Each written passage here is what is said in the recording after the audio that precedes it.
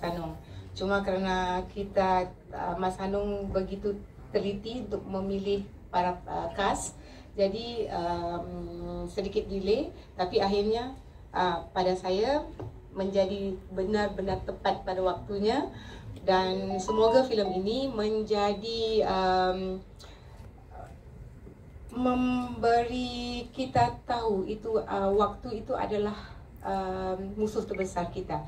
Semoga banyak actually di filem ini terlalu banyak quote, terlalu banyak pengajaran yang bisa kita pelajari, dan semoga semua media, teman-teman dapat memberi publicity yang besar untuk filem kami agar dapat ditonton oleh para peminat seluruh Indonesia.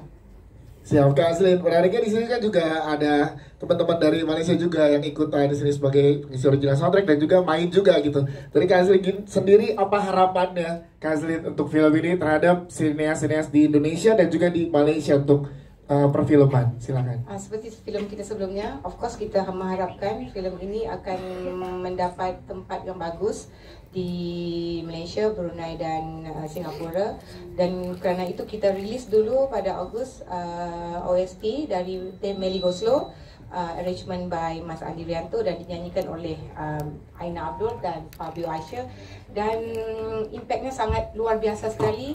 Setakat ini sudah 10 juta streaming. Wow. Di TikTok juga udah hampir 800 juta view. Terima kasih, sangat-sangat terima kasih dengan sambutan yang luar biasa ini. Siap. Semua seolah-olah numpuk sekarang gitu kan. Tapi sebetulnya ini adalah cerita lama, ini adalah sebuah skenario lama yang baru tereksekusi dalam 2 tahun terakhir. Tapi semua numpuk, tiba-tiba dapat tanggal tayang di di tahun ini. Semoga ini waktu yang tepat ya, karena beberapa film saya yang dulu pada saat kita syuting di sebelum pandemi tiba-tiba hangus, hilang, dan kemudian nggak jadi tayang di bioskop karena waktu-waktu yang tidak tepat, ya kan? Yang tadinya kita syuting untuk bioskop tiba-tiba langsung dialihkan ke OTT, ya kan? Itu sering banget, dan perjalanan waktu itulah yang akhirnya kemudian merujuk pada takdir, gitu kan? Dan ternyata cinta itu ada pada pusara itu.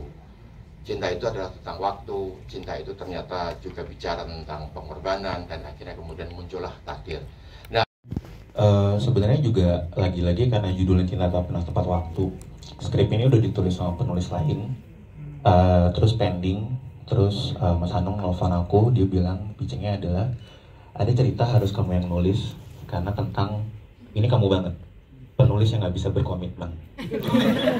Terus kan kesindir ya. Oke, langsung kena tuh ya. Lebih ke kayak susah nolak sama kayak mau ngebuktiin kayak omongan bapak ini salah. Ya. Tapi ternyata dalam prosesnya tuh kami kayak Mas Hanung kan punya persona yang sebesar itu, ya, yang bikin orang kayak kalau mau ngomong sama dia takut. Tapi di film ini ternyata Mas Hanung tuh mau, kalau bahasa kami adalah kayak menelanjangi diri bahwa film ini tuh emang kejujuran laki-laki dalam menampilkan sisi vulnerable-nya. Dan ketika proses penulisannya itu sebenarnya tidak terlalu banyak kesulitan, karena sebenarnya ketika saya dan Mas Hanung sama-sama jujur gitu kayaknya gini deh mas, itu udah langsung ketemu.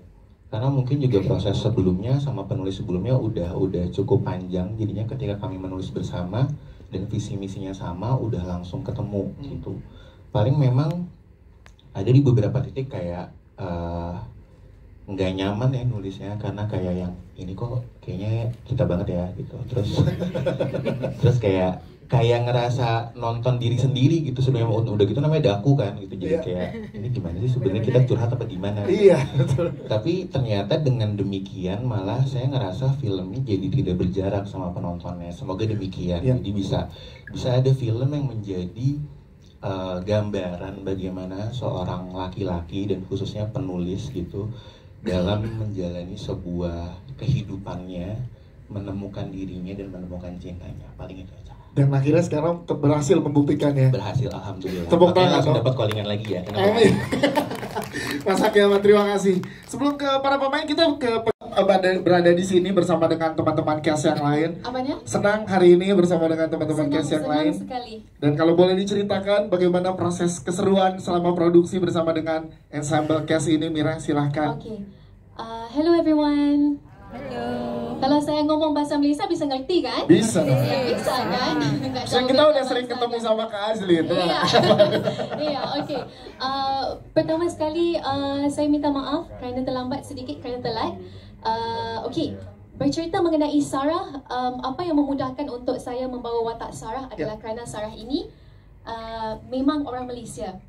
Jadi language-nya boleh bercakap seperti biasa, seperti orang Malaysia. Jadi Mas Hanung ada bilang enggak perlu risau pasal bahasa Indonesia atau bahasa Malaysia. Just go with the flow, cakap saja. Sebab memang Dr. Sarah itu harus nampak natural dengan bahasa Malaysia sama bahasa Indonesia. Jadi itu memudahkan lagi untuk saya membawa watak Sarah.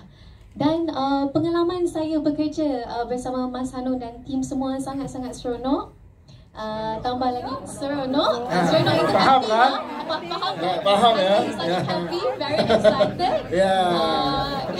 Kerana ini pengalaman pertama saya. Dan pertama kali juga saya ke Jogja. Kan kerana syutingnya keseluruhan berlaku syutingnya di Jogja. Yes. Jadi I'm very excited and happy to meet all of them. Ya, itu dia, tepuk tangan untuk Mira. First time ya untuk Mira ya berada di Rojagiri dan ke Jogja untuk pertama kali juga. Pertama kali juga. Gimana kesannya terhadap Jogja? Oh cantik, mau ke sana lagi. Mau ke sana lagi ya? Itu kode ke Mas Hanung biar aja main film lagi ya. Terima kasih Mira. Sama-sama. Sekarang kita ke